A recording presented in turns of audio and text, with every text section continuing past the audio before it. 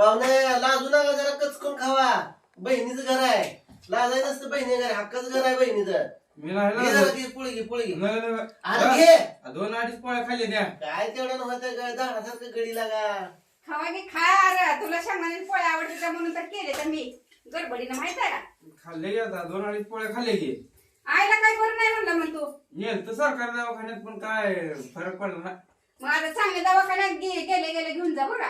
हा मोठ्या चांगल्या दवाखान्यात नेलं म्हणजे काय तर सांगतील डॉक्टर लोक. घेऊन जा.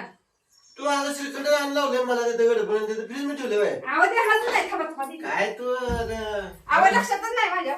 जेवण झाल्यावर देते आई. बघ बघ, म्हणजे नाव ठेवून घ्यायचंय. धरा धरा. गार तर झाले का? झाले का खावा आता. चमचा आई चमचे देते घे. हाताला घेऊन जा.